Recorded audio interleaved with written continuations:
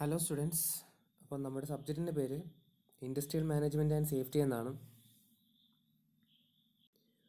പേര് പോലെ തന്നെ ഇതൊരു മാനേജ്മെൻറ്റ് പേപ്പറാണ്. അപ്പോൾ ഇതിനകത്ത് കൂടുതലും മാനേജ്മെൻറ്റുമായിട്ട് റിലേറ്റഡ് ആയിട്ടുള്ള തിയറി തന്നെയാണ്. കുറച്ച് ഇൻട്രസ്റ്റിംഗ് ആയിട്ടുള്ള തിയറിയും ഉണ്ടാവും. പിന്നെ ഒരു മോഡ്യൂളിൽ മുഴുവനായിട്ടും പ്രോബ്ലമാണ് ഉള്ളത്. വളരെ എളുപ്പം സ്കോർ ചെയ്യാൻ പറ്റുന്ന പ്രോബ്ലംസാണ്. തിയറി സബ്ജക്റ്റിൻ്റെ പ്രത്യേകത നിങ്ങൾക്ക് അറിയാമായിരിക്കും. അത് വളരെ കൃത്യമായിട്ട് എല്ലാ പോയിൻറ്റ്സും എഴുതിയാൽ മാത്രമേ ഫുൾ മാർക്ക് കിട്ടത്തുള്ളൂ. അതും വളരെ റെയറായിട്ട് മാത്രമേ ഫുൾ മാർക്കും നമുക്ക് ലഭിക്കത്തുള്ളൂ. പക്ഷേ പ്രോബ്ലമാറ്റിക് സബ്ജക്റ്റിന് ആ ഒരു പ്രശ്നം വരുന്നില്ല. എന്തായാലും കറക്റ്റ് ആൻസർ കറക്റ്റ് ആണെങ്കിൽ പക്ക എല്ലാ മാർക്കും, ആ ഫുൾ മാർക്കും നമുക്ക് പേപ്പറിൽ അപ്പോൾ തന്നെ വീഴുന്നതാണ്. അപ്പോൾ ഈ സബ്ജക്റ്റിൻ്റെ പ്രത്യേകത എന്ന് പറഞ്ഞാൽ തിയറിയും ഉണ്ട്, പ്രോബ്ലവും ഉണ്ട്. ഒരു മോഡ്യൂളും നിറച്ചും പ്രോബ്ലമാണ്, ബാക്കി 3 മോഡ്യൂളും നിറച്ചും തിയറി തന്നെയാണ്. പക്ഷേ പ്രോബ്ലം മാത്രം പഠിച്ചുകൊണ്ട് ഒരിക്കലും ഈ സബ്ജക്റ്റ് ജയിക്കാൻ പറ്റില്ല. ഒപ്പം തിയറിയും കൂടെ പഠിച്ചാലേ ജയിക്കാൻ പറ്റത്തുള്ളൂ. കാരണം നിങ്ങൾക്കറിയാം 3 മോഡ്യൂളും തിയറി തന്നെയാണ്, ഒരു മോഡ്യൂൾ മാത്രമേ പ്രോബ്ലം ഉള്ളൂ.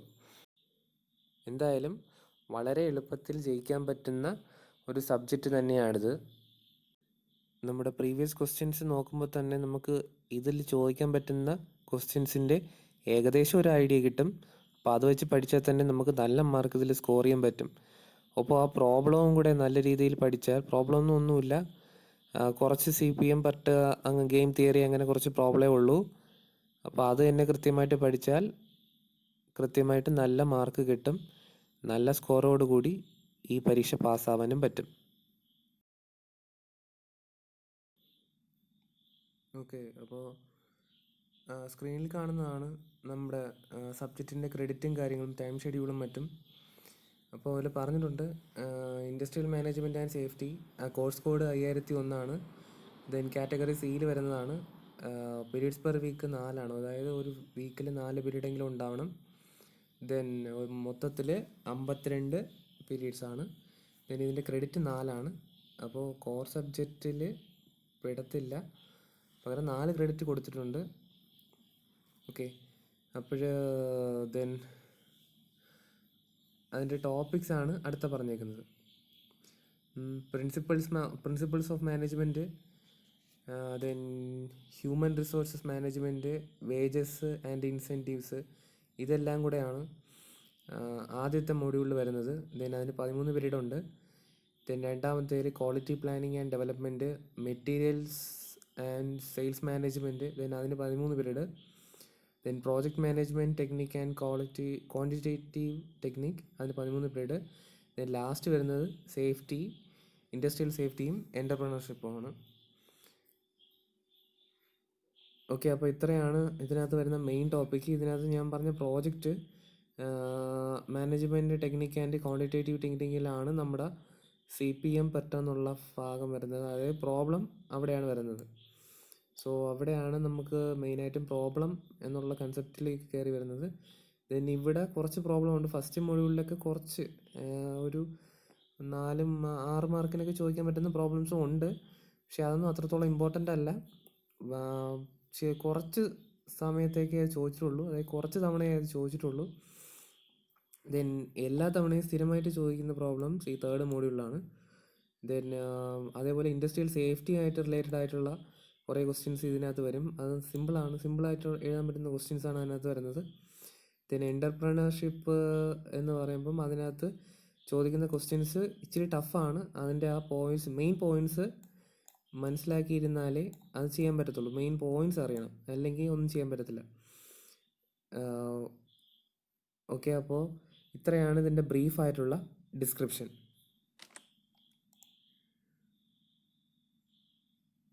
ഓക്കെ, ഇത് നമ്മുടെ സ്റ്റുഡൻസിന് എന്തൊക്കെ ഈ കോഴ്സ് കഴിയുമ്പം, അല്ലെങ്കിൽ IMS എന്നുള്ള സബ്ജക്റ്റ് കഴിയുമ്പോൾ എന്തൊക്കെ അച്ചീവ് ചെയ്യാൻ പറ്റും എന്നുള്ള കാര്യങ്ങളുടെ ഡീറ്റെയിൽസാണ് അതിനകത്ത് കൊടുത്തിട്ടുണ്ട്. നമുക്ക് മാനേജ്മെൻറ്റ് പ്രിൻസിപ്പിൾസും പ്രാക്ടീസസും എല്ലാം മനസ്സിലാക്കാൻ പറ്റും. Then human resource management, HR മാനേജ്മെൻറ്റിനെ കുറിച്ചിട്ട് അറിയാനും അവരുടെ സിഗ്നിഫിക്കൻസ് എന്തൊക്കെയാണ് എന്നറിയാൻ പറ്റും. Then understand the principles of wage payment system and ഇൻസെൻറ്റീവ്സും നമ്മുടെ സാലറി സിസ്റ്റം അതിനെയെല്ലാം കുറിച്ച് നല്ലൊരു ഐഡിയ കിട്ടും. മെയിനായിട്ട് ഇൻസെൻറ്റീവ്സ് എങ്ങനെയാണ് തീരുമാനിക്കുന്നത് എന്നൊക്കെ അറിയാൻ പറ്റും. ദെൻ ക്വാളിറ്റി പ്ലാനിങ്ങും ഡെവലപ്മെൻറ്റും ISO പോലുള്ള ക്വാളിറ്റി പ്ലാനിങ് ഡെവലപ്മെൻറ്റിനെ കുറിച്ചൊക്കെ നല്ലൊരു ഡീറ്റെയിൽസ് നമുക്ക് ഇതിൽ നിന്ന് കിട്ടും. നല്ല രീതിയിൽ നമുക്ക് ഏതൊക്കെ ISO ഉണ്ട് അതൊക്കെ നമുക്ക് കൃത്യമായിട്ടും അറിയാൻ പറ്റും. Then material and sales management അതിൻ്റെ ഫങ്ഷൻസിനെ കുറിച്ചൊക്കെ അറിയാൻ പറ്റും. സെയിൽസ് മാനേജ്മെൻറ്റ് എന്താണ്, അതിൻ്റെ ഫങ്ഷൻസ്, അവരുടെ റോൾ എന്താണെന്നൊക്കെ നമുക്ക് അറിയാൻ പറ്റും. ദെൻ പ്രോജക്റ്റ് മാനേജ്മെൻറ്റ് ടെക്നിക്ക് അതാണ് നമ്മുടെ CPM അല്ലെങ്കിൽ PERT critical path method. Then അതുപോലെ PERT എന്നുള്ള നമ്മുടെ പ്രോബ്ലം ബേസ്ഡ് മോഡ്യൂളിനെ കുറിച്ചൊക്കെ, അല്ലെങ്കിൽ ഒരു സിസ്റ്റം അല്ലെങ്കിൽ ഒരു കുറച്ച് സാധനങ്ങൾ എങ്ങനെ കൃത്യമായിട്ടും ഫാക്ടറീസിലേക്ക് എത്തിക്കും എന്നൊക്കെ, എങ്ങനെയാണ് അത് ഷെഡ്യൂൾ ചെയ്യുന്നതെന്നൊക്കെ മനസ്സിലാവും. Then apply the principles of quantitative technique in management അതിനെക്കുറിച്ച് മനസ്സിലാവും. ദെൻ ഇൻഡസ്ട്രിയൽ സേഫ്റ്റി അതിൻ്റെ ഉള്ള കാര്യങ്ങൾ അതെല്ലാം മനസ്സിലാവും. അതിന് എന്തൊക്കെ പാലിക്കണം, സേഫ്റ്റി ആയിട്ടുള്ള കാര്യങ്ങൾ, റിലേറ്റഡ് ആയിട്ടുള്ള കാര്യങ്ങൾ എന്തൊക്കെയാണ് നമ്മൾ നോക്കേണ്ടത് എന്നൊക്കെ മനസ്സിലാവും. Then good qualities of entrepreneur, ഒരു എൻ്റർപ്രണർ എങ്ങനെയായിരിക്കണം എന്നുള്ള കാര്യങ്ങളും, എങ്ങനെയാണ് ഒരു എൻ്റർപ്രൈസ് സ്റ്റാർട്ട് ചെയ്യുന്നതെന്നുള്ള കാര്യങ്ങളും നമുക്കിതിൽ നിന്ന് അറിയാൻ പറ്റും. സോ ഇത്രയും കാര്യങ്ങളൊക്കെയാണ് നമുക്കിതിൽ നിന്ന് കൃത്യമായിട്ട് മനസ്സിലാക്കാൻ പറ്റുന്നത്.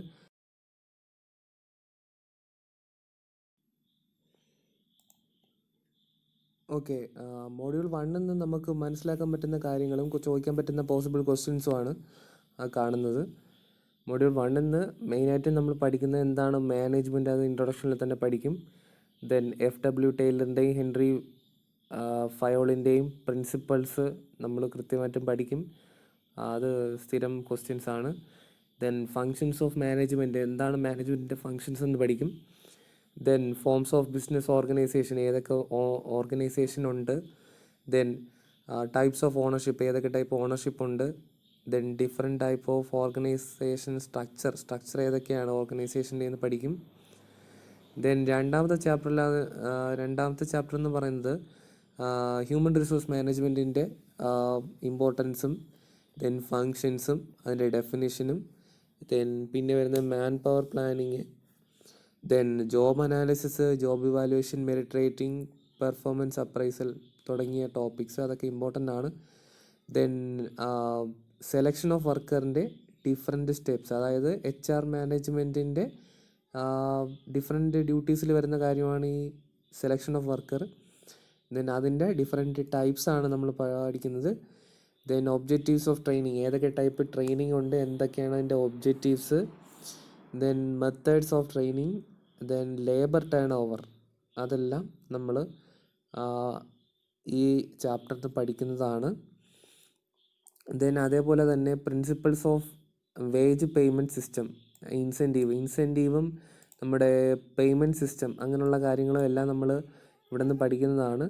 ദെൻ ഏതൊക്കെ ടൈപ്പ് വേജസ് ഉണ്ട്, ഏതൊക്കെ ടൈപ്പ് ഇൻസെൻറ്റീവ് ഉണ്ട്, അതിൻ്റെ ഡെഫിനിഷനും കാര്യങ്ങളും. Then financial, non financial, semi financial incentives. Then different types of financial incentives ഏതൊക്കെയാണ്, പല ആൾക്കാരുടെയും പല പേരിലും നമുക്ക് ഇൻസെൻറ്റീവ്സ് അവൈലബിൾ ആണ്. അപ്പോൾ അതെല്ലാം ഇൻസെൻറ്റീവ് കണ്ടുപിടിക്കുന്ന മെത്തേഡ്സ് പല സയൻറ്റിസ്റ്റുകളും കണ്ടുപിടിച്ച് വെച്ചിട്ടുണ്ട്. അപ്പോൾ അതെല്ലാം അതിലൊരു 3-4 എണ്ണം നമ്മളിപ്പോൾ നോക്കും. അപ്പോൾ ഇതെല്ലാമാണ് മെയിനായിട്ടും വരുന്നത്. ഇതെല്ലാം ഒരേപോലെ ഇമ്പോർട്ടൻ്റ് ആയിട്ട് പഠിക്കേണ്ട കാര്യങ്ങളാണ്. ഇതിൽ ഏറ്റവും ഇമ്പോർട്ടൻ്റ് എന്ന് പറയുന്നത് ഇത് ഓർഗനൈസേഷൻ സ്ട്രക്ചർ, ദെൻ ഈ ഒരു ക്വസ്റ്റ്യൻ, പിന്നെ HR മാനേജ്മെൻറ്റിൻ്റെ functions, then types of wages ഏതൊക്കെയാണെന്ന് ചോദിക്കുന്നുണ്ട്. ലേബർ ടേൺ ഓവറും ഇമ്പോർട്ടൻ്റ് ആണ്. ഒബ്ജക്റ്റീവ്സ് ഓഫ് ട്രെയിനിങ് എന്താണെന്ന് ചോദിക്കുന്നുണ്ട്. ഇത്രയും ക്വസ്റ്റ്യൻസാണ് അതിൽ നിന്ന് ചോദിച്ച് ഞാൻ കണ്ടിട്ടുള്ളത്. ദെൻ ബാക്കിയുള്ള ക്വസ്റ്റ്യൻസും ചോദിക്കുന്നുണ്ട്, പക്ഷേ ഇപ്പം ഞാൻ അണ്ടർലൈൻ ചെയ്ത കാര്യങ്ങളാണ് ഡീറ്റെയിൽ ആയിട്ടും ചോദിക്കുന്നത്. ഓക്കെ, ഇനി മോഡ്യൂൾ 2 പോവാം. മോഡ്യൂൾ 2 നമുക്ക് മെയിനായിട്ടുള്ളത് ക്വാളിറ്റി പ്ലാനിങ്ങും ഡെവലപ്മെൻറ്റും ആണ്. ദെൻ നമ്മളതിനകത്ത് അതിൻ്റെ ക്യാരാസ് പഠിക്കും, എന്താണ് ഒബ്ജക്റ്റീവ്സ് എന്നൊക്കെ പഠിക്കും. Then 3 main approaches of quality planning ഒക്കെ നോക്കും. ദെൻ അത് ഒരു ഇമ്പോർട്ടൻറ്റ് ക്വസ്റ്റ്യൻ ആണ്. ദെൻ അതേപോലെ തന്നെ ഡെവലപ്മെൻറ്റ് ഓഫ് ക്വാളിറ്റി പ്ലാനിംഗ് ഉണ്ട്. ഞാൻ പറഞ്ഞ പോലെ ISO സ്റ്റാൻഡേർഡ്സ് ഏതൊക്കെയാണ്, ദെൻ ISO 9000 വരുന്ന സീരീസ് ഏതൊക്കെയാണ്, എന്തൊക്കെയാണ് ഒരു ISO 9000 ഇൻസ്റ്റാളേഷന് ഒരു ഇൻസ്റ്റിറ്റ്യൂഷൻ പാലിക്കേണ്ടത് എന്നുള്ളത് ഒരു ക്വസ്റ്റ്യനാണ്, മെയിൻ ക്വസ്റ്റ്യനാണ്. ദെൻ ഡിഫറെൻറ്റ് ടൈപ്സ് ഓഫ് അവരുടെ തന്നെ ക്വാളിറ്റി ഓഡിറ്റ്സ് ഉണ്ടാവും.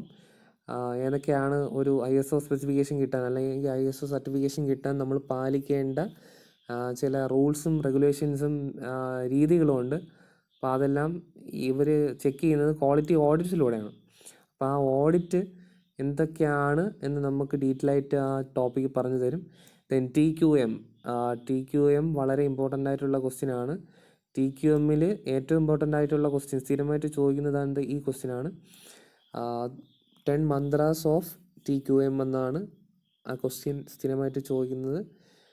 Then mission vision and quality policy, അതൊരു ഇമ്പോർട്ടൻറ്റ് ക്വസ്റ്റ്യൻ ആണ്. പക്ഷേ ഇതിൽ ഏറ്റവും ഇമ്പോർട്ടൻ്റ് ആയിട്ട് എനിക്ക് തോന്നിയിട്ടുള്ളൂ TQMൻ്റെ അതായത് ടോട്ടൽ ക്വാളിറ്റി മാനേജ്മെൻറ്റിൻ്റെ 10 മന്ത്രാസ് ആണ്. 10 മന്ത്രങ്ങൾ തന്നെയാണ് പറയുന്നത്, അങ്ങനെ തന്നെയാണ് ക്വസ്റ്റ്യൻ ചോദിക്കുന്നത്. അതേപോലെ ഇത്രയും ഭാഗം ഇമ്പോർട്ടൻ്റ് ആണ്. ഏതെങ്കിലും ഒരു ISOയും അതിൻ്റെ ഡീറ്റെയിൽസും ചോദിക്കാൻ പറ്റുന്ന ക്വസ്റ്റ്യനാണ്. എക്സാമിന് സ്ഥിരമായിട്ട് ചോദിച്ച് കാണുന്ന ക്വസ്റ്റ്യനാണിത്. ഓക്കെ, അതുപോലെ തന്നെ അടുത്തൊരു ടോപ്പിക്കിൽ വരുന്നതാണ് സെയിൽസ് മാനേജ്മെൻറ്റ്, നമ്മുടെ സെയിൽസ് ഫോർകാസ്റ്റിംഗ്, അങ്ങനെയുള്ള കാര്യങ്ങൾ. ദെൻ പർച്ചേസ് ഡിപ്പാർട്ട്മെൻറ്റ്, അതിൻ്റെ ഒബ്ജക്റ്റീവ്സ്, ദെൻ ബൈയിങ് ടെക്നിക്സ്, അതുപോലെ പർച്ചേസ് പ്രൊസീജിയർ, ദെൻ ഇൻവെൻട്രി, എന്താണ് ഇൻവെൻട്രി, അതിൻ്റെ ക്ലാസിഫിക്കേഷൻസ്. അതുപോലെ തന്നെ ഇതിലെ ഇമ്പോർട്ടൻറ്റ് ക്വസ്റ്റ്യൻ ആണ് ഇത് EOQ, economic order quantity and ABC analysis. ആ ഒരു ക്വസ്റ്റ്യൻ തന്നെയാണ് അതിനകത്തുള്ള ഇമ്പോർട്ടൻറ്റ് ക്വസ്റ്റ്യൻ, സ്ഥിരമായിട്ട് കണ്ടുവരുന്ന ക്വസ്റ്റ്യനാണ്. അതേപോലെ ഒബ്ജക്റ്റീവ്സ് ഓഫ് സ്റ്റോർ മാനേജ്മെൻറ്റ് സ്ഥിരം ചോദിക്കുന്ന ക്വസ്റ്റ്യനാണ്.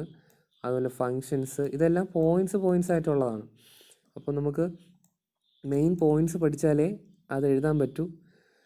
വെറുതെ കത്തി വെച്ചു എന്ന് എഴുതി മാർക്ക് കിട്ടണമെന്നില്ല. അപ്പോൾ നിങ്ങൾ മെയിൻ പോയിൻറ്റ്സ് എക്സാമിന് എഴുതിയിട്ട് അത് അണ്ടർലൈൻ ചെയ്യേണ്ടി വരും, അല്ലെങ്കിൽ അത്രത്തോളം ഇമ്പോർട്ടൻസ് ഇൻവിജിലേറ്റേഴ്സ് അതിന് കൊടുക്കണമെന്നില്ല. നമുക്ക് അണ്ടർലൈനൊക്കെ ചെയ്ത് വരുമ്പോൾ എന്തെങ്കിലും ഒരു പോയിൻറ്റ്സ് എഴുതിയിട്ട് ഇപ്പോൾ അണ്ടർലൈൻ ചെയ്യുമ്പോൾ ഇൻവിജിലേറ്റേഴ്സ് അതിൻ്റെ കാര്യമായിട്ട് ആ പോയിൻറ്റ്സ് നോക്കുകയും അതിന് കറസ്പോണ്ടിങ് നമുക്ക് മാർക്ക് കറക്റ്റായിട്ടും നല്ല മാർക്ക് ഇടുകയും ചെയ്യും. ഓക്കെ, ദെൻ സ്റ്റോറിൻ്റെ ലേ ഔട്ട് ഇമ്പോർട്ടൻ്റ് ആണ്. അതുപോലെ തന്നെ centralised and decentralised store, then functions of sales department, then sales ഫോർകാസ്റ്റിങ്ങിൻ്റെ പ്രോസസ്സ്, ഇതെല്ലാം തന്നെ എക്സാംസിന് ചോദിക്കുന്ന ക്വസ്റ്റ്യൻസ് ആണ്. അതേപോലെ തന്നെ ചോദിക്കുന്ന ക്വസ്റ്റ്യൻസ് ആണ്, എല്ലാം ഡയറക്റ്റ് ക്വസ്റ്റ്യൻസ് ആണ്. ദെൻ മൊഡ്യൂൾ 3-കകത്ത് പ്രോജക്റ്റ് മാനേജ്മെൻറ്റ് ടെക്നിക്സ് ആണ്. അതിനകത്ത് ഞാൻ നേരത്തെ പറഞ്ഞ CPM, PERT, critical path method, അതുപോലെ പ്രോഗ്രാം എവല്യൂഷൻ റിവ്യൂ ടെക്നിക്ക്, അങ്ങനെയുള്ള questions. Then outlines of and scope of CPM and PERT, അത് അത്ര ഇമ്പോർട്ടൻ്റ് അല്ല. അതേപോലെ ഓക്കെ, ഈ 3 ടൈം, സ്ലാക്ക് ടൈം, 3 ടൈമുണ്ട്, പ്രോജക്റ്റ് ഡ്യൂറേഷന് 3 ടൈമുണ്ട്, അത് ഇമ്പോർട്ടൻ്റ്. അതാ ഇവിടെയാണ് കിടക്കുന്നത്, pessimistic time, optimistic time and most likely time എന്നുള്ള ആ ഒരു ക്വസ്റ്റ്യൻ ഇമ്പോർട്ടൻ്റ് ആണ്. ദെൻ ഇതൊക്കെ ടേംസ് ആണ്, അത് ചിലപ്പോൾ 2 മാർക്കിന് ചോദിക്കുന്നതാണ്. Activity on arrow method, AOA method, അതെന്തൊക്കെയാണെന്ന് 2 മാർക്കിനും മറ്റും ചോദിക്കുന്ന ക്വസ്റ്റ്യൻസ് ആണ്. അതിന് ഇത് ചോദിക്കാറുണ്ട്. അതേപോലെ ഇത് മെയിൻ ക്വസ്റ്റ്യൻ ആണ്, distinguish between CPM and PERT, അത് സ്ഥിരം ക്വസ്റ്റ്യൻ ആണ്. അത് തമ്മിലുള്ള ഡിഫറൻസും കാര്യങ്ങളും സ്ഥിരം ക്വസ്റ്റ്യൻ ആണ്. അതൊരു ഓൾമോസ്റ്റ് എല്ലാ ക്വസ്റ്റ്യനും അത് കാണാറുണ്ട്. ദെൻ അതേപോലെ ഇത് ഒറ്റ ടോപ്പിക്കാണ്, അത് 2 സെറ്റ് പ്രോബ്ലം ആണ്. വളരെ സിമ്പിളായിട്ട് നമുക്ക് ചെയ്യാൻ പറ്റുന്നതാണ്. ഒരു പ്രോജക്റ്റ് എങ്ങനെ കംപ്ലീറ്റ് ചെയ്യാം, എങ്ങനെ എത്ര ഡേയ്സിനകത്ത് കംപ്ലീറ്റ് ചെയ്യാം, ഏതൊക്കെ ആക്ടിവിറ്റീസിൽ ഡിലേ വന്ന പ്രോജക്റ്റ് ഡിലേ ആവും.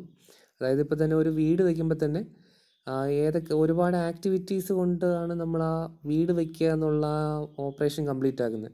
അപ്പോൾ അതിനെ നമ്മൾ സിമ്പിളായിട്ട് സിമ്പിൾ സ്റ്റെപ്പിലോട്ട് നമ്മൾ കൺവേർട്ട് ചെയ്യും. അതായത് ഇപ്പോൾ വീട് വയ്ക്കുമ്പോൾ തന്നെ, വീട് വയ്ക്കുന്നതാണ് ഒരു പ്രോജക്റ്റിന് എക്സാമ്പിളെങ്കിൽ, നമ്മൾ കല്ല് കൊണ്ടുവരുന്നത്, ദെൻ ചുമര് കെട്ടുന്നത്, ദെൻ ഫൗണ്ടേഷൻ കെട്ടുന്നത്, ദെൻ ഫൗണ്ടേഷന് വേണ്ടിയിട്ട് കുഴിയെടുക്കുന്നത്, ദെൻ പെയിൻറ്റിങ് പ്രോസസ്സ്, അങ്ങനെയുള്ള പല ആക്ടിവിറ്റീസായിട്ട് ഇതിനെ മാറ്റിയിട്ട് ഇതിൻ്റെ എല്ലാത്തിൻ്റെ ഡ്യൂറേഷനൊക്കെ വെച്ചിട്ടാണ് നമ്മൾ ആ പ്രോബ്ലം ചെയ്യുന്നത്. അത് പ്രോബ്ലം ചെയ്യുമ്പോൾ നമുക്ക് നോക്കാം.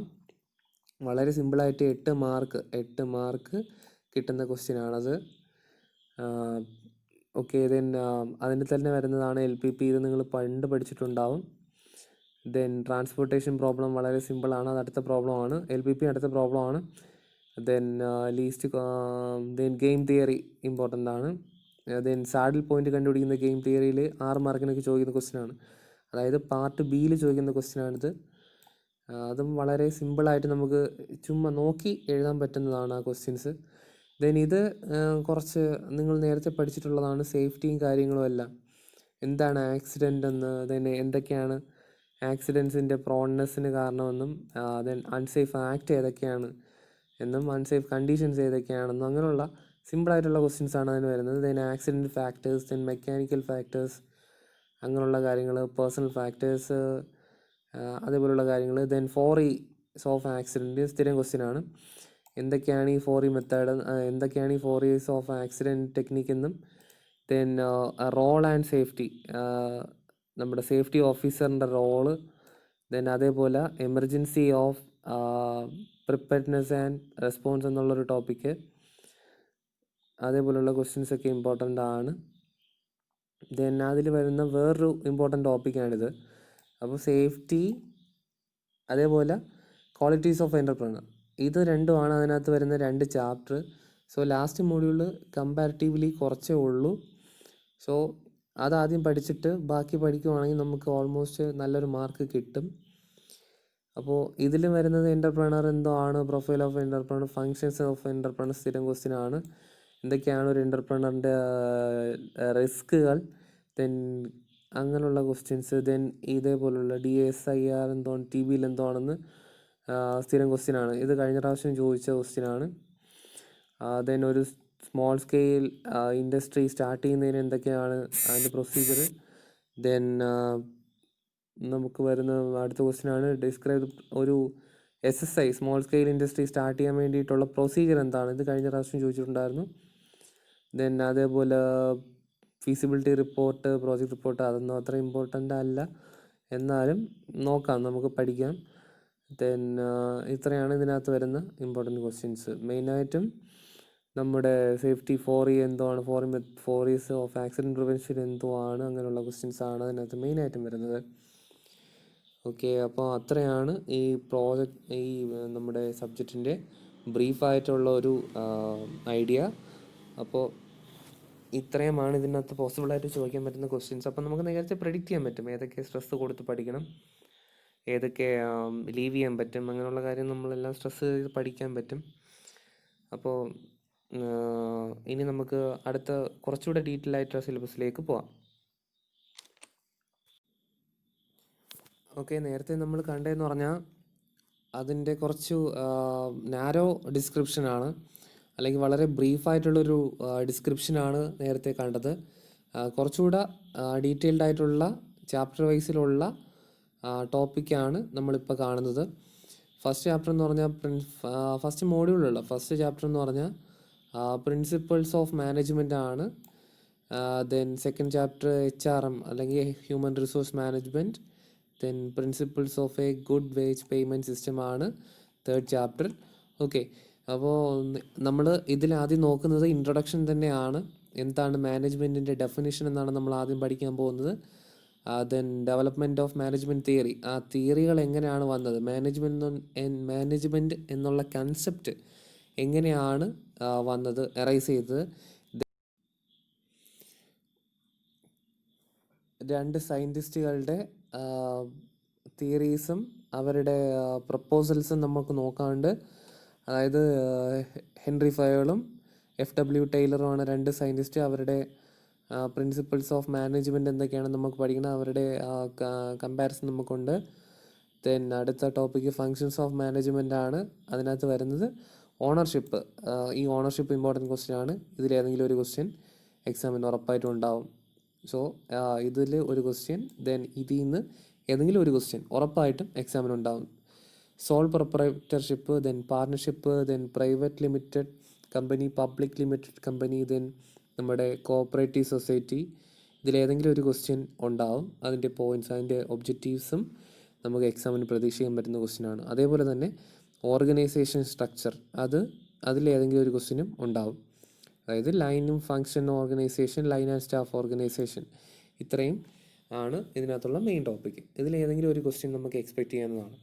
അതേപോലെ തന്നെ HR മാനേജ്മെൻറ്റിലുള്ള മെയിൻ ടോപ്പിക്സും വളരെ ഇമ്പോർട്ടൻ്റ് ആണ്. അതിൽ job evaluation, step required, then functions of HRM എന്ന് പറഞ്ഞാൽ ഹ്യൂമൻ റിസോഴ്സ് മാനേജ്മെൻറ്റ്, അതായത് നമ്മുടെ റിക്രൂട്ട്മെൻറ്റ് പ്രോസസ്സൊക്കെ ഇല്ലേ, അപ്പോൾ അതുമായിട്ട് റിലേറ്റഡ് ആയിട്ടുള്ള കാര്യങ്ങളാണ് അതിനകത്ത് വരുന്നത്. ദെൻ മെത്തേഡ് ഓഫ് നമ്മൾ ചെയ്യുന്ന ജോബ് എങ്ങനെയൊക്കെ ഇവാലുവേറ്റ് ചെയ്യാം, അതിന് നമുക്ക് എങ്ങനെയൊക്കെ പ്രൊമോഷൻ തരാം, എന്തൊക്കെ ചെയ്താൽ നമുക്ക് കൂടുതൽ പ്രൊഡക്റ്റീവ് ആവാൻ പറ്റും, വർക്കറിൻ്റെ പെർഫോമൻസിനെ എങ്ങനെ വിലയിരുത്താൻ പറ്റും, അതിന് എങ്ങനെ ഇൻസെൻറ്റീവ്സ് ഒക്കെ കൊടുക്കാം, ദെൻ അവർക്ക് പ്രോപ്പറായിട്ട് ട്രെയിനിങ് എങ്ങനെയൊക്കെ കൊടുക്കാം, ദെൻ എന്തൊക്കെയാണ് അഡ്വാൻറ്റേജസ് ഓഫ് ട്രെയിനിങ്, ദെൻ ലേബറിനെ മാറ്റിക്കൊണ്ടിരിക്കുന്ന ലേബർ ടേൺ ഓവർ എന്നുള്ള ആ പ്രോസസ്സ്, ദെൻ അതൊക്കെയാണ് അതിനകത്ത് വരുന്നത്. ഇതൊക്കെ വളരെ ഈസി ആയിട്ട് നമുക്ക് റിയൽ ലൈഫിലുള്ളത് കൊണ്ട് നമുക്ക് ഈസി ആയിട്ട് തന്നെ ആക്സസ് ചെയ്യാനും നമുക്കതിനെ പഠിക്കാനും പറ്റുന്നതാണ്. ദെൻ അതേപോലെ തന്നെ ഒരു ഗുഡ് വേജ് പേയ്മെൻറ്റ് സിസ്റ്റം, അതായത് സാലറി എങ്ങനെ നമുക്ക് കൃത്യമായിട്ട് കൊടുക്കാൻ പറ്റും എന്നുള്ള കാര്യങ്ങൾ പറയുന്നതാണ് ഇത്. അതിൽ വേജ് പ്ലാൻ, ഒരുപാട് ടൈപ്പ് വേജസ് ഉണ്ട്. നോമിനൽ വേജസ്, റിയൽ വേജസ്, അങ്ങനെയുള്ള വേജസ് ഉണ്ട്. ദെൻ ഇൻസെൻറ്റീവ്സ് ഉണ്ടാവും. ഇൻസെൻറ്റീവ്സിൻ്റെ രീതി എങ്ങനെയാണ് കൊടുക്കുന്നത് അതൊക്കെ ഉണ്ടാവും. അപ്പോൾ അതൊക്കെ ഇമ്പോർട്ടൻറ്റ് ക്വസ്റ്റ്യൻസ് തന്നെയാണ്. അതൊക്കെ വളരെ എളുപ്പത്തിൽ നമുക്ക് പഠിക്കാൻ പറ്റുന്ന ക്വസ്റ്റ്യൻസ് ആണ്. ദെൻ മൊഡ്യൂൾ 2-നകത്ത് ഞാൻ നേരത്തെ പറഞ്ഞു, നമുക്ക് കുറച്ച് പ്ലാനിങ്ങും കാര്യങ്ങളുമാണ്. ISO ഉണ്ടാവും, ISO 9000, അതിൻ്റെ സ്റ്റെപ്സ് ഫോർ ഇൻസ്റ്റാളേഷൻ, എന്തൊക്കെയാണ് ISO 9000 കിട്ടാൻ വേണ്ടിയിട്ട് നമ്മൾ പാലിക്കേണ്ട സ്റ്റെപ്സ്, ദെൻ അതിൻ്റെ പ്രിപ്പറേറ്ററി സ്റ്റെപ്പ്, ഇംപ്ലിമെൻറ്റേഷൻ സ്റ്റെപ്പ്, അതൊക്കെയുണ്ട്. അതൊക്കെ കുറേ പോയിൻറ്റ്സ് ആണ്. അപ്പോൾ ആ പോയിൻറ്റ്സ് നമുക്ക് മനസ്സിലാക്കി വെച്ചിട്ട് നമുക്ക് ഈസി ആയിട്ട് നമുക്ക് എഴുതാൻ പറ്റും. ദെൻ ക്വാളിറ്റി ഓഡിറ്റിൻ്റെ ഒബ്ജക്റ്റീവ്സ് എന്തൊക്കെ പാലിക്കണം. Then 3-prong approaches to quality planning. Then നേരത്തെ പറഞ്ഞു TQM, ടോട്ടൽ ക്വാളിറ്റി മാനേജ്മെൻറ്റും അതിൻ്റെ 10 മന്ത്രാസും. ദെൻ ഇതൊരു മെയിൻ ക്വസ്റ്റ്യൻ ആണ്, നേരത്തെ പറയാൻ പറ്റും, link between ISO and TQM. Then അതിൻ്റെ മിഷൻ, ക്വാളിറ്റി പോളിസി, അതെല്ലാം നേരത്തെ പറഞ്ഞതാണ്. ദെൻ അടുത്തത് മെറ്റീരിയൽസ് ആൻഡ് സെയിൽസ് മാനേജ്മെൻറ്റ്, അടുത്ത ചാപ്റ്ററാണ്. ദെൻ അതിനകത്ത് വരുന്നതാണ് നമ്മൾ ഒരു വസ്തു വാങ്ങുവാണെങ്കിൽ, അല്ലെങ്കിൽ ഒരു പ്രോഡക്റ്റ് വാങ്ങുവാണെങ്കിൽ അതിന് ഒരുപാട് പ്രൊസീജിയേഴ്സ് ഉണ്ട്. കൊട്ടേഷൻസൊക്കെ കൊടുത്തിട്ട് ദെൻ അതിന് മിനിമം വേജ് വരുന്ന, അല്ലെങ്കിൽ മിനിമം ടെൻഡർ മാത്രമേ നമ്മൾ എടുക്കാറുള്ളൂ. മിനിമം വേജിൽ സപ്ലൈ ചെയ്യാൻ പറ്റുന്ന പ്രോഡക്റ്റ് മാത്രമേ നമ്മൾ ചൂസ് ചെയ്യാറുള്ളൂ. ഒരു സെർട്ടൻ ക്വാളിറ്റിയും ഉണ്ടാവും. അപ്പോൾ അതൊക്കെയാണ് അതിൽ വരുന്നത്. ദെൻ ഇൻവെൻട്രി മാനേജ്മെൻറ്റ്, ഞാൻ നേരത്തെ പറഞ്ഞു, EOQ, economic order quantity and ABC analysis, അതൊക്കെ ഇമ്പോർട്ടൻ്റ് ആണ്. ദെൻ ബിൻ കാർഡ്, അതേപോലുള്ള ഷോർട്ട് ക്വസ്റ്റ്യൻസ് ഇതിൽ ചോദിക്കാറുണ്ട്. Then functions of sales department, നമ്മൾ ഈ സബ്ജക്റ്റിനകത്ത് ഫങ്ഷൻസ്, ഒബ്ജക്റ്റീവ്സ്, ഡെഫിനിഷൻസ്, ഇത്രയും നമ്മൾ കൃത്യമായിട്ട് പഠിച്ചിട്ട് പോയാൽ നമുക്ക് നല്ല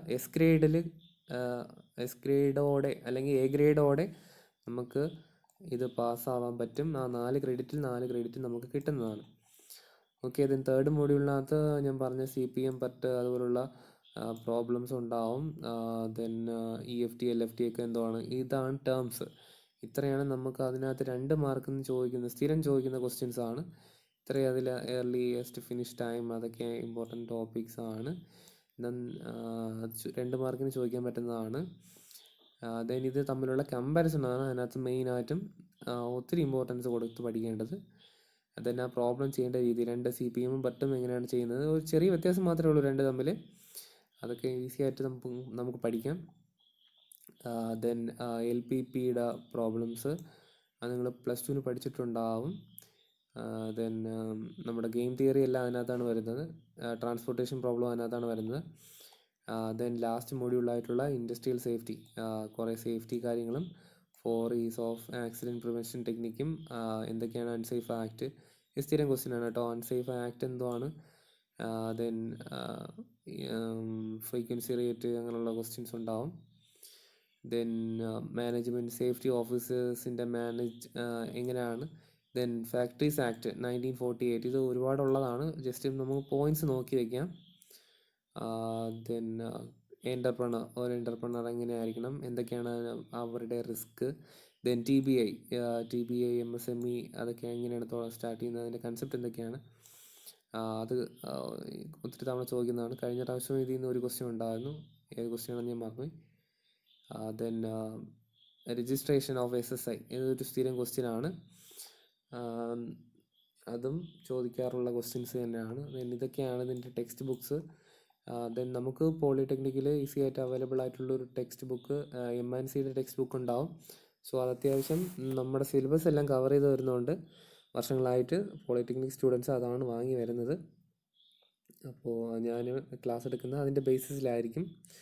അപ്പോൾ സാഗർ സാറിൻ്റെ ആ ഒരു ടെക്സ്റ്റിൻ്റെ ബേസിലായിരിക്കും ക്ലാസ് എടുക്കുന്നത്. ഓക്കെ, അപ്പോൾ നമുക്ക് ടോപ്പിക്സിലേക്ക് പോവാം. ഓക്കെ, അപ്പോൾ നമ്മുടെ സബ്ജക്റ്റിൻ്റെ പേര് ഇൻഡസ്ട്രിയൽ മാനേജ്മെൻറ്റ് ആൻഡ് സേഫ്റ്റി എന്നാണ്, ഞാൻ നേരത്തെ പറഞ്ഞു. അതിൽ module 1, then chapter principles of management എന്നുള്ള ഫസ്റ്റ് ചാപ്റ്ററാണ് സ്റ്റാർട്ട് ചെയ്യാൻ പോകുന്നത്. ഓക്കെ, ദെൻ ആദ്യം തന്നെ നമുക്ക് അതിൻ്റെ ഡെഫിനേഷനാണ് പഠിക്കാനുള്ളത്. നമ്മുടെ സബ്ജക്റ്റിൻ്റെ പേര് നമുക്കറിയാം, ഇൻഡസ്ട്രിയൽ മാനേജ്മെൻറ്റ് ആൻഡ് സേഫ്റ്റി എന്നാണ്. സോ മാനേജ്മെൻറ്റ് എന്നുള്ള ഡെഫിനേഷനാണ് നമ്മൾ ആദ്യം നോക്കാൻ പോകുന്നത്. 2 മാർക്കിനും മറ്റും ചോദിക്കുന്ന ക്വസ്റ്റ്യനാണ്. ഓക്കെ, സോ മാനേജ്മെൻറ്റ് എന്നാൽ ഒരു യൂണിവേഴ്സൽ ഫിനോമിനൻ ആണ്. നമ്മുടെ ജീവിതത്തിൻ്റെ എല്ലാ മേഖലകളിലും നമുക്ക് ഈ മാനേജ്മെൻറ്റ് കാണാൻ പറ്റും. ഓക്കെ, ദെൻ നമ്മൾ രണ്ടാമത് കൊടുത്തിരിക്കുന്ന ആ ഡെഫിനേഷനാണ് നോക്കേണ്ടത്. സോ എക്സാമിന് 2 മാർക്കിന് ഒക്കെ ചോദിക്കാൻ പറ്റുന്ന ഒരു ക്വസ്റ്റ്യനാണത്. സോ നമുക്ക് നോക്കാം. Okay, management is defined as getting things done through others. മറ്റുള്ളവരെ കൊണ്ട് എങ്ങനെ കാര്യങ്ങൾ ചെയ്യിക്കുന്നു എന്നുള്ള ആർട്ടിനെയാണ് നമ്മൾ എന്ത് പറയുന്നത്, മാനേജ്മെൻറ്റ് എന്ന് പറയുന്നത്. ഒന്നുകൂടെ പറയാം, മറ്റുള്ളവരെ കൊണ്ട് എഫക്റ്റീവായിട്ട് എങ്ങനെ കാര്യങ്ങൾ ചെയ്യിക്കുന്നു എന്നുള്ള ആർട്ടിനെയാണ് നമ്മൾ എന്തുകൊണ്ട് പറയുന്നത്, മാനേജ്മെൻറ്റ് എന്ന് പറയുന്നത്. ഓക്കെ, ഇനി മാനേജ്മെൻറ്റ് എന്ന് പറഞ്ഞാൽ ഒരു ഡെഫിനിഷൻ കൂടെ ഉണ്ട്. നമുക്ക് പറയാം, ഒരു 6 എമ്മുകളുടെ എഫക്റ്റീവായിട്ടുള്ള മാനേജിങ്ങിനെയാണ് നമ്മൾ എന്ത് പറയുന്നത്, മാനേജ്മെൻറ്റ് എന്ന് പറയുന്നത്. ഓക്കെ, ഇനി 6 എമ്മുകൾ എന്തെന്നൊക്കെയാണെന്ന് നമുക്ക് നോക്കാം. ഓക്കെ, ആ management is the process of managing. ഏതൊക്കെയാണ് 6 എം എന്ന് നോക്കാം. 1 men, then 2 material, then 3 money, machinery, market and method. ഇനി മെൻ എന്ന് പറഞ്ഞാൽ നിങ്ങൾക്ക് അറിയാം, ആൾക്കാരെ ആയിരിക്കും എന്ത് വെച്ചിട്ട് പറയുന്നത്, മെൻ എന്ന് പറഞ്ഞത്. അതായത് ഹ്യൂമൻ റിസോഴ്സ് എന്ന് നമ്മൾ പറയത്തില്ലേ, നമ്മുടെ മെയിൻ ജോലിക്കാർ, അവരെയാണ് നമ്മൾ എന്ത് പറയുന്നത്, മെൻ എന്ന് പറയുന്നത്. ഓക്കെ, ദെൻ മെറ്റീരിയൽ എന്ന് പറഞ്ഞാൽ നിങ്ങൾക്ക് അറിയാൻ പറ്റും എന്താണ്, വസ്തുക്കൾ. അതിനകത്ത് യൂസ് ചെയ്യുന്ന റോ മെറ്റീരിയൽസും മറ്റുമായിരിക്കും അവർ ഉദ്ദേശിക്കുന്നത്. ദെൻ മണി അറിയാമല്ലോ, അതിൻ്റെ ഇൻവെസ്റ്റ്മെൻറ്റും മറ്റു കാര്യങ്ങളും. Okay, then machinery. ഒരു ഇൻഡസ്ട്രിയിലും ഒത്തിരി മെഷീനറീസ് ഉണ്ടാവും. സോ അതിനെല്ലാം എങ്ങനെ എഫക്റ്റീവായിട്ട് മാനേജ് ചെയ്യുന്നു എന്നതിനെ ഡിപ്പെൻഡ് ചെയ്തിരിക്കും അവരുടെ ആ കമ്പനിയുടെ പ്രോഫിറ്റും പ്രൊഡക്ടിവിറ്റിയും ഒക്കെ. Okay, then market. എങ്ങനെ ആ കമ്പനി മാർക്കറ്റ് പിടിച്ചടക്കുന്നു എന്നുള്ള വഴിയിലിരിക്കും ആ കമ്പനിയുടെ എന്താണ്, പ്രോഫിറ്റ്. Okay, then method. ഏത് മെത്തേഡിലൂടെയാണ്, എങ്ങനത്തെ മെത്തേഡിലൂടെയാണ് അവരിതെല്ലാം ചെയ്യുന്നത്. സോ ആ ഒരു ഫാക്ടറും എന്തിനെ ഡിപ്പെൻഡ് ചെയ്യും, മാനേജ്മെൻറ്റിനെ ഡിപ്പെൻഡ് ചെയ്യും. സോ ഈ 6 എമ്മുകളെ എങ്ങനെ എഫക്റ്റീവായിട്ട് മാനേജ് ചെയ്യുന്നു ആ ആർട്ടിനെയാണ് നമ്മൾ എന്ത് വിളിക്കുന്നത്, മാനേജ്മെൻറ്റ് എന്ന് വിളിക്കുന്നത്. ഓക്കെ, ദെൻ നമ്മുടെ മാനേജ്മെൻറ്റ് തിയറി ഡെവലപ്പ് ചെയ്തത് എങ്ങനെയാണ് എന്നാണ് നമ്മൾ നോക്കാൻ പോകുന്നത്.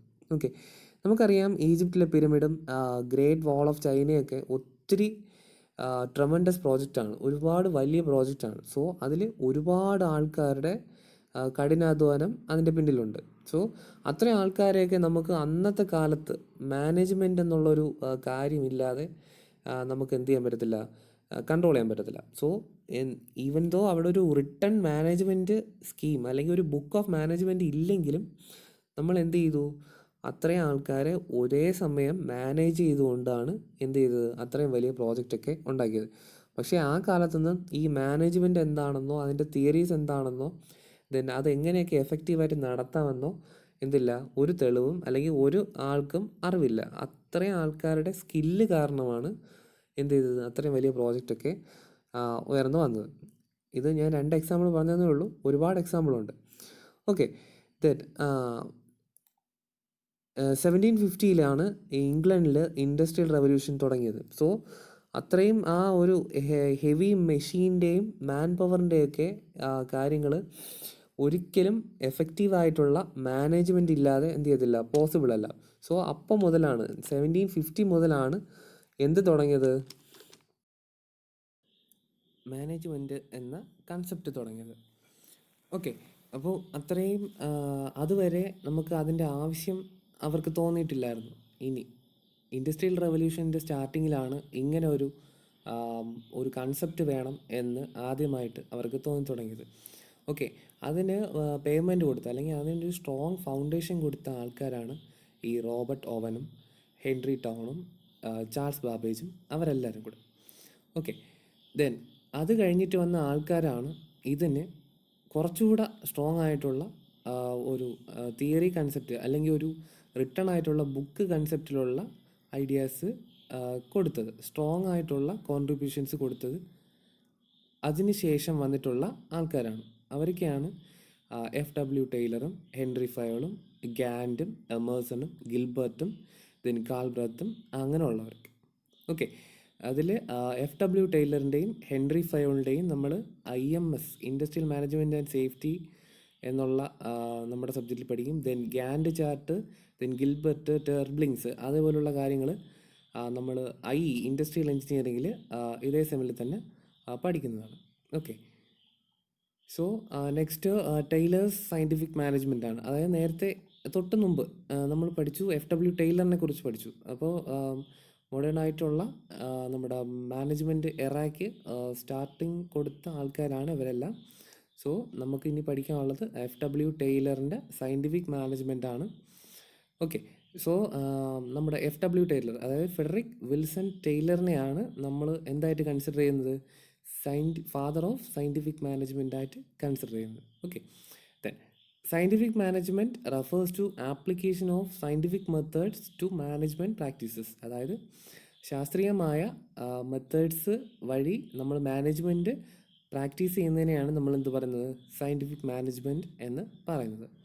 ഓക്കെ, ഇതിൽ use of scientific method in decision making four solving management problems rather than depending on trial and error method. നേരത്തെ വന്നത് ട്രയൽ ആൻഡ് എറർ മെത്തേഡ്, അതുപോലെ തമ്പ് മെത്തേഡ് അങ്ങനെയൊക്കെ ആയിരുന്നു ഇതിന് മുമ്പ് നിലനിന്നിരുന്നത്. അതിൽ നിന്ന് ഒരു ചേഞ്ച് കൊണ്ടുവന്നത് ആരാണ്, നമ്മുടെ ടൈലറാണ്. ഈ ട്രയൽ ആൻഡ് എറർ മെത്തേഡ് അറിയാമല്ലോ, എന്തെങ്കിലും ഒരു മിസ്റ്റേക്ക്, ഒരു കാര്യം ചെയ്തിട്ട് ദെൻ അതിലെന്തെങ്കിലും മിസ്റ്റേക്ക് ഉണ്ടെങ്കിൽ അതിൽ നിന്ന് കുറച്ച് മാറ്റി നേരത്തെ ചെയ്തതെന്ന് മിസ്റ്റേക്ക് വരും എന്ന് ഉറപ്പുള്ളതുകൊണ്ട് എന്ത് ചെയ്യും, കുറച്ച് മാറ്റി ചെയ്യും. അപ്പോൾ ട്രയൽ ചെയ്തിട്ട് ദെൻ എററാണെങ്കിൽ ഒന്നുകൂടെ വീണ്ടും അതിൽ മാറ്റം വരുത്തി ചെയ്യുന്നതാണ് ട്രയൽ ആൻഡ് എറർ മെത്തേഡ് എന്ന് പറയുന്നത്.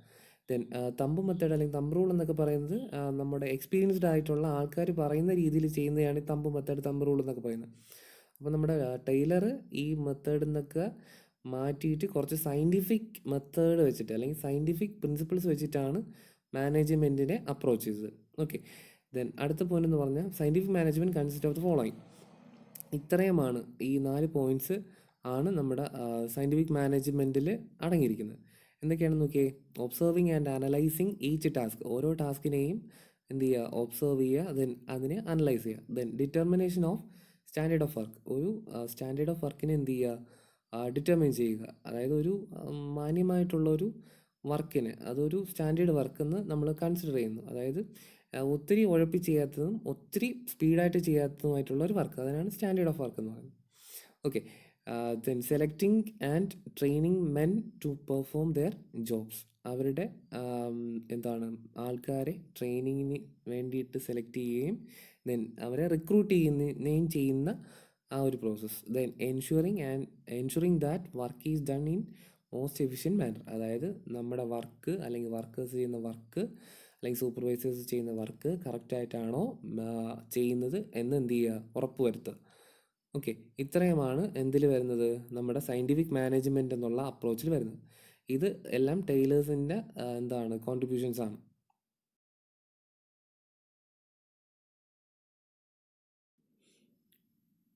കോൺട്രിബ്യൂഷൻസ് ഓഫ് ടൈലറിൻ്റെ contributions.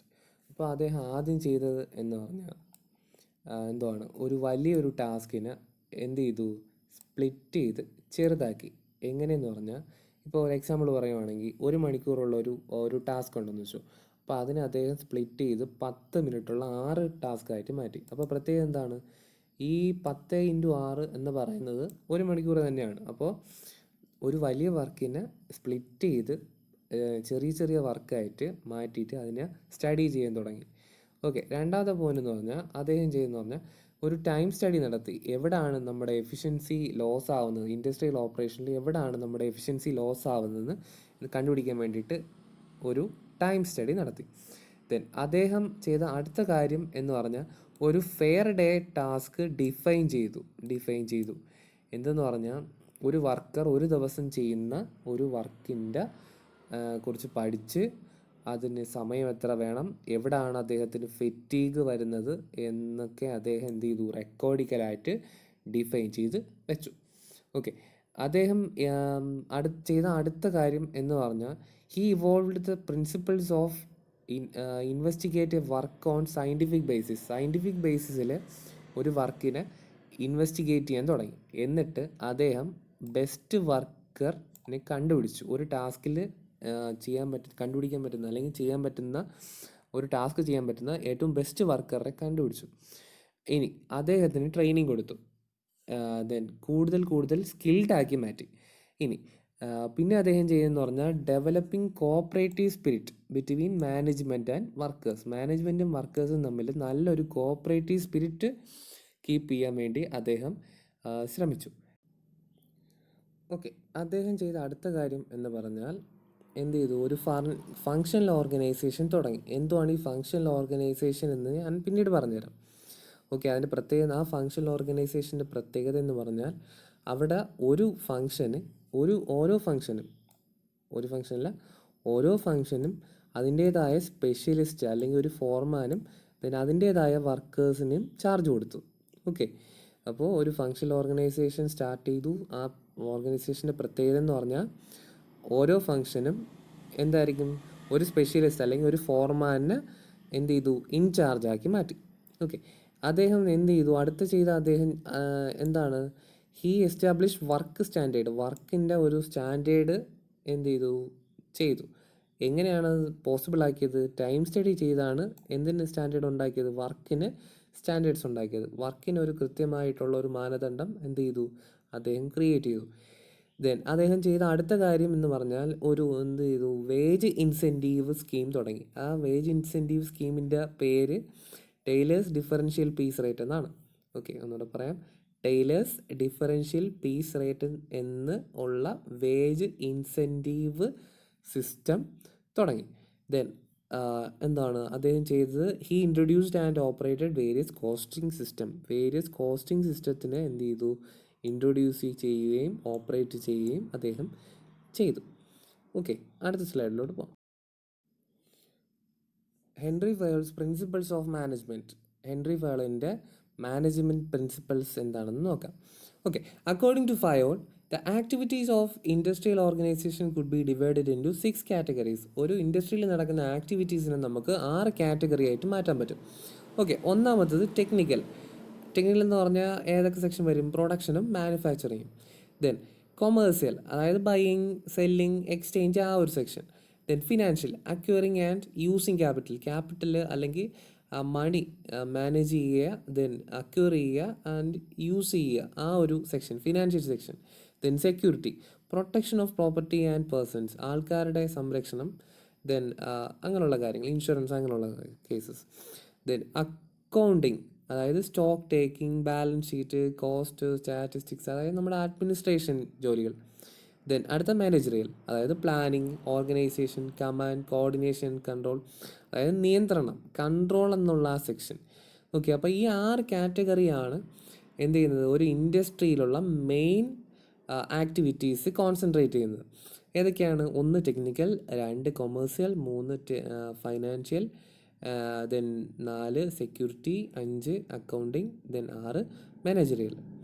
Okay, then Fayol believe ചെയ്തിരുന്നത് എന്തെന്ന് വെച്ചാൽ ഈ 6 കാറ്റഗറിയിൽ ഏതെങ്കിലും ഒരു ഫങ്ഷൻ നെഗ്ലക്റ്റ് ചെയ്താൽ അത് ആ ബിസിനസ്സിനെ കംപ്ലീറ്റ് എന്ത് ചെയ്യും, തകിടം മറിക്കും. അത് ആ ബിസിനസ്സിൻ്റെ സക്സസ്സിനെ ബാധിക്കും എന്നാണ് നമ്മുടെ ഫയോള് ചിന്തിച്ചിരുന്നത്. ഓക്കെ, ഫയോളിൻ്റെ 14 പ്രിൻസിപ്പിൾസ് ഓഫ് മാനേജ്മെൻറ്റ്. ഇത് എക്സാമിനും മറ്റും ചോദിക്കുന്ന ക്വസ്റ്റ്യനാണ്. അതായത് ക്വസ്റ്റ്യൻ ചോദിക്കുന്നത് എങ്ങനെയാണ്, ഒന്നീ ഈ 14 പ്രിൻസിപ്പിൾസിൻ്റെ പേരെഴുതാൻ പറയും, അല്ലെങ്കിൽ പറയുന്നതെന്ന് പറഞ്ഞാൽ ഏതെങ്കിലും ഒരു 4 പ്രിൻസിപ്പിളോ 5 പ്രിൻസിപ്പിളോ നമ്മളോട് എഴുതാൻ പറയും, അല്ലെങ്കിൽ അവർ ഏതെങ്കിലും ഒരു 4 എണ്ണം അല്ലെങ്കിൽ 5 എണ്ണം നമുക്ക് തരും, ഓപ്ഷൻസ് തരും. ദെൻ നമ്മളത് പ്രസൻറ്റ് ചെയ്യേണ്ടി വരും. ഓക്കെ, അപ്പം എന്നിരുന്നാലും ഇത് നോക്കിയിട്ട് എക്സാമിന് പോകാവൂ അല്ലെങ്കിൽ അറ്റൻഡ് ചെയ്യാം. ഓക്കെ, അപ്പോൾ 14 പ്രിൻസിപ്പിൾസ് ഓഫ് മാനേജ്മെൻറ്റ്, ഫയോളിൻ്റെ 14 പ്രിൻസിപ്പിൾസ് ഓഫ് മാനേജ്മെൻറ്റ് എന്നാണ് ക്വസ്റ്റ്യൻ വരാൻ പോകുന്നത്. Okay, Fayol developed 14 general principles of management that applied to all types of human organisation. എല്ലാ ഓർഗനൈസേഷനും ആപ്ലിക്കബിൾ ആയിട്ടുള്ള ഒരു 14 പ്രിൻസിപ്പിൾസ് എന്ത് ചെയ്തു, അദ്ദേഹം ഡിസൈൻ ചെയ്തു. Then Fayol wrote these 14 principles on the basis of his practical experience as manager. അദ്ദേഹത്തിന് ഇത് റൈറ്റ് ചെയ്യാൻ ഉണ്ടായ എക്സ്പീരിയൻസ് എന്ന് പറഞ്ഞാൽ അദ്ദേഹത്തിൻ്റെ മാനേജറായിട്ട് വർക്ക് ചെയ്തിട്ടുള്ള എക്സ്പീരിയൻസ് ആണ്. Okay, a short description of these principles as follows. ഒരു ഷോർട്ട് ഡിസ്ക്രിപ്ഷനാണ് അടുത്ത സ്ലൈഡുകളിൽ കൊടുത്തേക്കുന്നത്. ഓക്കെ, ഒന്നാമത്തെ പ്രിൻസിപ്പിൾ എന്ന് പറഞ്ഞാൽ ഡിവിഷൻ ഓഫ് വർക്ക്. ഓക്കെ, ഇത് നമ്മൾ നേരത്തെ പറഞ്ഞതാണ്. All works must be subdivided. അതായത് വലിയ വർക്കുകളെ എന്ത് ചെയ്യണം, ചെറിയ ചെറിയ വർക്കുകളായിട്ട് മാറ്റണം. And allocated to a number of person which leads to specialisation and increase the efficiency of individual employees. അതായത് ഈ ഡിവൈഡ് ചെയ്ത വർക്കുകളെ എല്ലാം ഈ വർക്ക് സ്പെഷ്യലൈസ് ചെയ്തിട്ടുള്ള ആൾക്കാർക്ക് കൊടുക്കണം. സോ ഇതുവഴി നമുക്ക് എന്ത് കൂട്ടാൻ പറ്റും, നമ്മുടെ പ്രൊഡക്ഷൻ്റെ എഫിഷ്യൻസി കൂട്ടാൻ പറ്റും, അല്ലെങ്കിൽ കമ്പനിയുടെ എഫിഷ്യൻസിയും ആൾക്കാരുടെ എഫിഷ്യൻസിയും എല്ലാം കൂട്ടാൻ പറ്റും. അതായത് ഒരു വർക്ക് തന്നെ ഒരുപാട് നേരം ഒരു വർക്കർ ചെയ്തുകൊണ്ടിരുന്നാൽ അദ്ദേഹത്തിന് എന്ത് ചെയ്യും, സ്പീഡ് കണ്ടിന്യൂസ് ആയിട്ട് കൂടി വരും. സോ അത് ഇംപ്ലിമെൻറ്റ് ചെയ്യാൻ വേണ്ടിയിട്ടാണ് ഫയോൾ ഈ ഒരു പ്രിൻസിപ്പിൾ മുന്നോട്ട് വെച്ചത്. ഒരു വലിയ വർക്കിനെ ഡിവൈഡ് ചെയ്തിട്ട് എന്ത് ചെയ്യുക, സ്പ്ലിറ്റ് ചെയ്ത ആൾക്കാർക്ക് കൊടുക്കുക. ദെൻ ആ ആൾക്കാർക്ക് കൂടുതൽ എന്ത് ചെയ്യുക, സ്കിൽഡ് ആയിട്ട് വരിക. ഓരോ തവണ വർക്ക് ചെയ്യുമ്പോഴും അവർ സ്കിൽഡ് ആയിട്ട് വരും. സോ അവരുടെ സ്പീഡും കാര്യങ്ങളും എല്ലാം കൂടി വരും. ദെൻ അവരതിൽ എക്സ്പേർട്ടായിട്ട് മാറും. ഓക്കെ, ആ ഒരു പ്രിൻസിപ്പിളാണ് ഇവിടെ അദ്ദേഹം ചെയ്തേക്കുന്നത്. ദെൻ രണ്ടാമത് അതോറിറ്റി ആൻഡ് റെസ്പോൺസിബിലിറ്റി. അതോറിറ്റി എന്ന് പറഞ്ഞാൽ നമ്മുടെ അധികാരം. ദെൻ റെസ്പോൺസിബിലിറ്റി എന്ന് പറഞ്ഞാൽ അധികാരികളെ നമ്മൾ അനുസരിക്കാനുള്ള നമ്മുടെ ചുമതലയാണ് റെസ്പോൺസിബിലിറ്റി ആയിട്ട് പറയുന്നത്.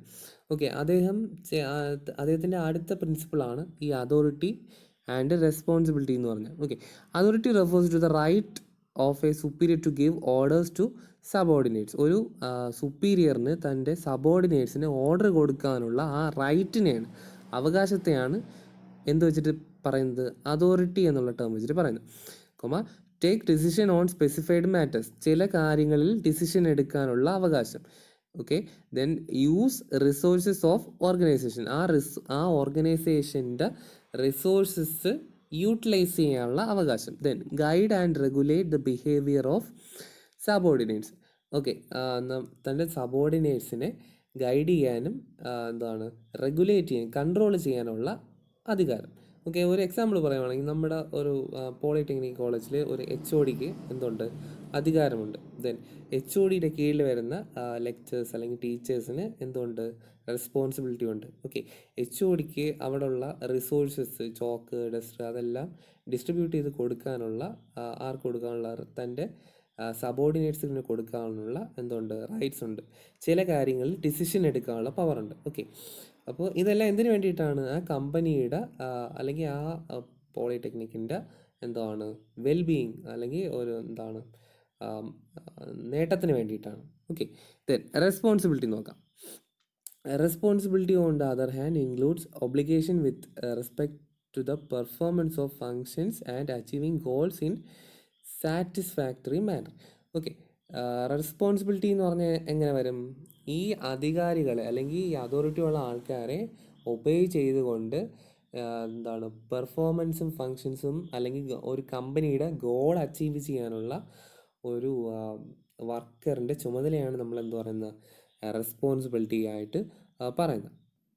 ഓക്കെ, ഡിസിപ്ലിൻ ആണ് അടുത്ത principle.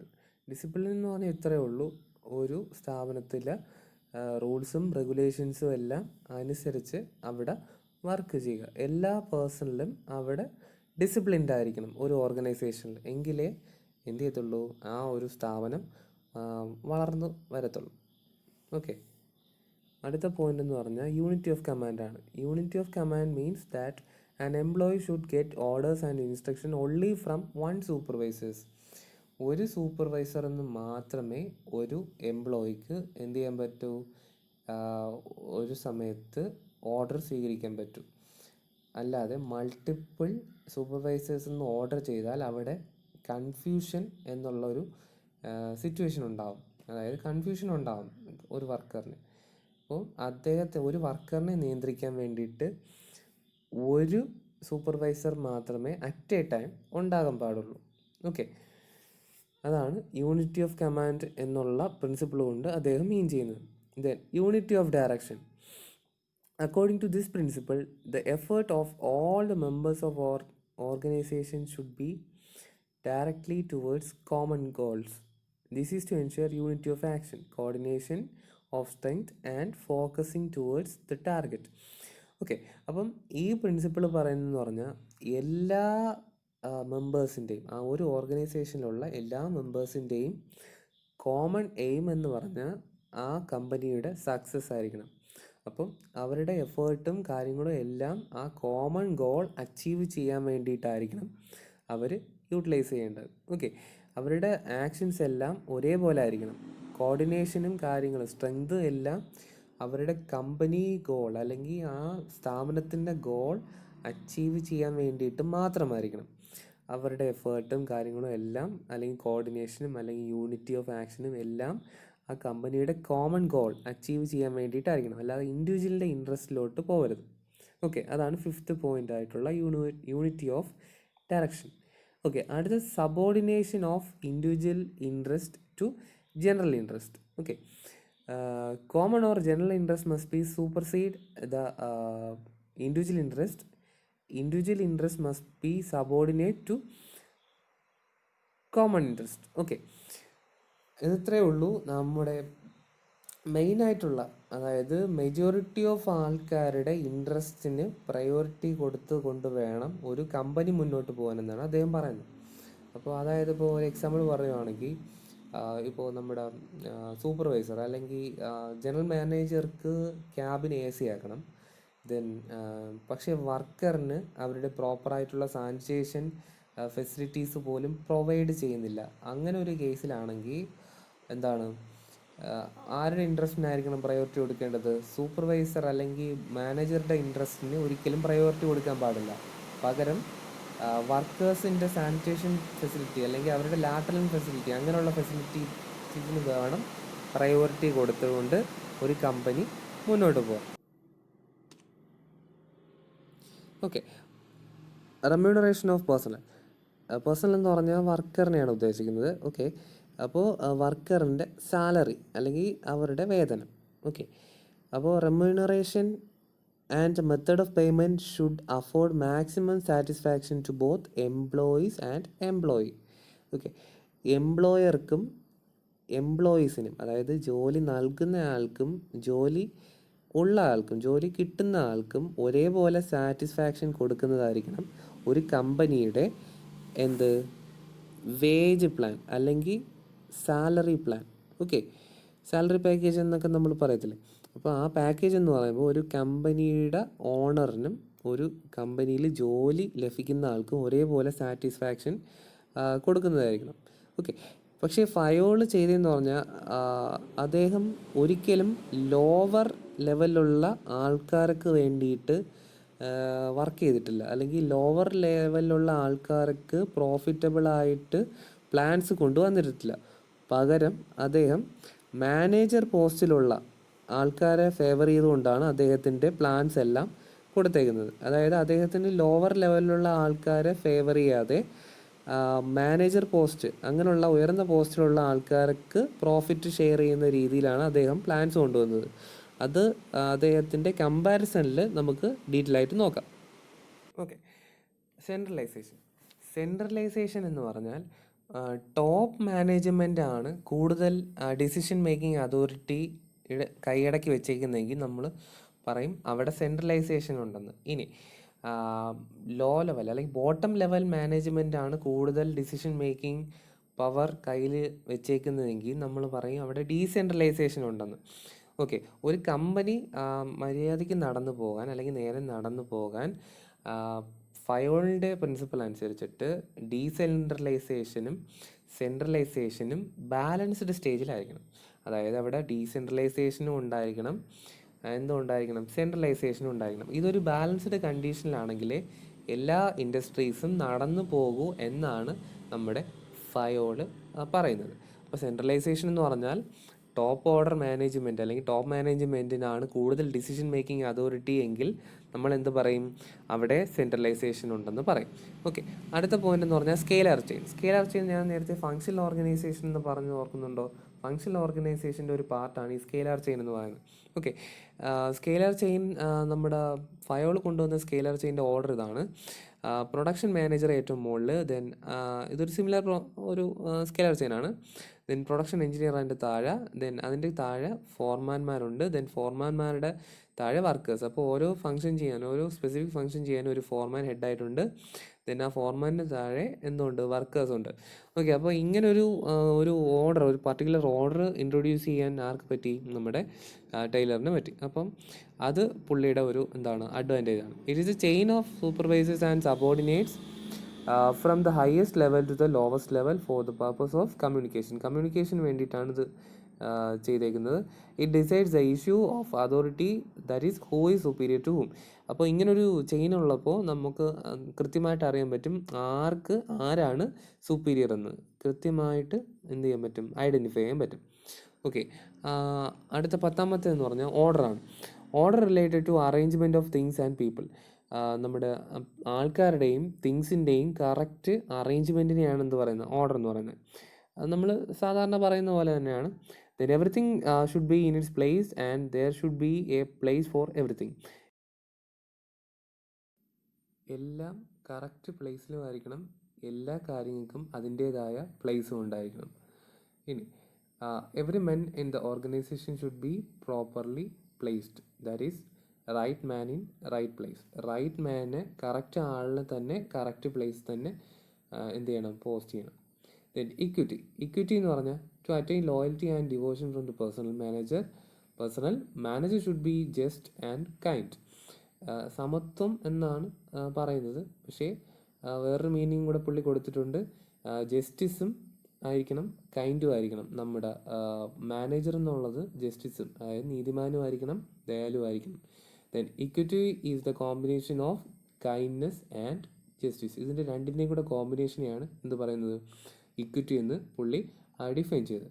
Then stability of workers. No employee should be removed unnecessarily within a short period.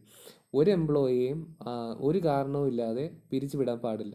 അതായത് ഒരു ഷോർട്ട് പീരീഡിൽ ആരെയും ടെർമിനേറ്റ് ചെയ്യാൻ പാടില്ല. ഒരാൾക്ക് സ്റ്റെബിലിറ്റി അല്ലെങ്കിൽ വർക്കറിന് സ്റ്റെബിലിറ്റി ഉണ്ടെങ്കിൽ മാത്രമേ അവർക്ക് അതിൻ്റെ വർക്കിൽ അല്ലെങ്കിൽ അവരുടേതായ വർക്കിൽ കോൺസെൻട്രേറ്റ് ചെയ്ത് അത് വിജയിപ്പിക്കാൻ പറ്റത്തുള്ളൂ. സോ അവരുടെ എംപ്ലോയ്മെൻറ്റ് എപ്പോഴും അല്ലെങ്കിൽ അവരുടെ ജോലി എപ്പോഴും സെക്യൂർ ആയിരിക്കണം അല്ലെങ്കിൽ സേഫ് ആയിരിക്കണം. ഓക്കെ, അപ്പം ആ ഒരു പോയിൻ്റാണ് പുള്ളി ഇതിലൂടെ പറയുന്നത്. ദെൻ അടുത്തത് initiative. Manager should encourage their employees to take initiative within the limits of their authority and discipline. അപ്പോൾ മാനേജർ എന്ത് ചെയ്യണം, തൻ്റെ വർക്കേഴ്സിനെ എൻകറേജ് ചെയ്യിപ്പിക്കണം. എന്തിനു വേണ്ടിയിട്ടാണ്, അവരുടേതായ ലിമിറ്റ് നിന്നുകൊണ്ട് അവരുടേതായ ഡിസിഷൻ പവർ യൂസ് ചെയ്ത് മാക്സിമം പ്രൊഡക്ടിവിറ്റി അറ്റൈൻ ചെയ്യാൻ വേണ്ടിയിട്ട് എന്ത് ചെയ്യണം, മാനേജേഴ്സ് ഇനിഷ്യേറ്റീവ് എടുക്കണം. Okay, initiative is considered with thinking out and execution of A plan.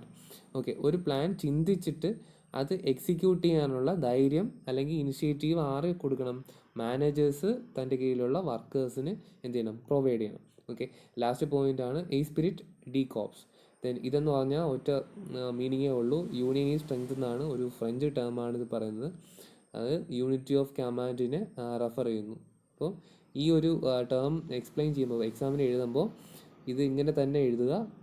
Then അതിൻ്റെ മീനിങ് ഇത്രയാണെന്ന് എഴുതി വെച്ചാൽ മതി. യൂണിയൻ ഈസ് സ്ട്രെങ്ത് ആണ് അതിൻ്റെ പ്രിൻസിപ്പിൾ എന്നും അങ്ങനെയാണ് അത് മീൻ ചെയ്യുന്നതെന്നും എന്ത് ചെയ്യുക, പറയാം. സോ ഈ ടേം ഇങ്ങനെ തന്നെ എഴുതണം. ദെൻ 14 പ്രിൻസിപ്പിൾസ് ചോദിച്ചാൽ ഈ 14 പ്രിൻസിപ്പിൾസും കാണാതെ അറിഞ്ഞിരിക്കണം.